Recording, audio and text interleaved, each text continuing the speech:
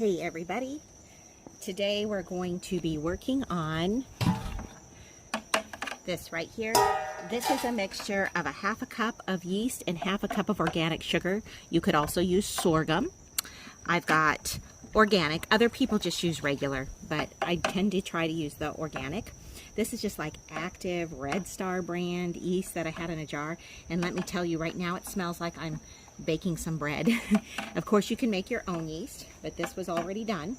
And this also has a gallon of about 95-degree water, so you can use your thermometer if you want, like a compost thermometer, but what I do is I just do it on my wrist till it feels warm.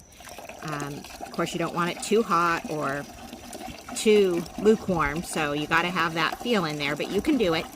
And what I'm doing is I'm going to be adding another gallon and a half, because per half cup yeast, half cup sugar, the sugar of course feeds the yeast, you want to add 2.5 gallons of that warm water, like 95 degrees, so not hot or anything, just fairly warm is how I would say it. And then you can stir it with even a stick in your yard. That's what I'm doing.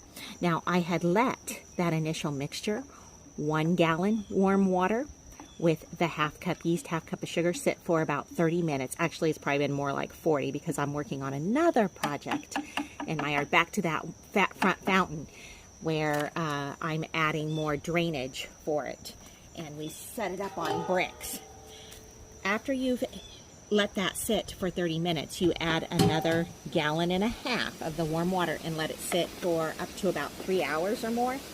And then you use about 2 pints per plant to fertilize. It will feed the microorganisms in your soil, and it will enhance whatever crop you already have, and maybe even help give you a later crop. So this is we're still in our first crop of tomatoes here, but I'll probably tear runners off and maybe even root some of them and get another crop of tomatoes, as we are in September right now, and we are in a zone where it starts to get colder.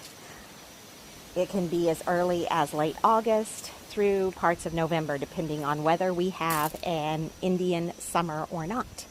So the other project that I'm working on is I'm going to finish getting holes in this, and because it's cooled some, we have flowers coming back. They had stopped flowering during the summer, and this, as you can tell from the soil, you can see it even on camera, it needs more drainage, just like my fountain in the front needed drainage. So I'll go and show you that real quick so that I don't have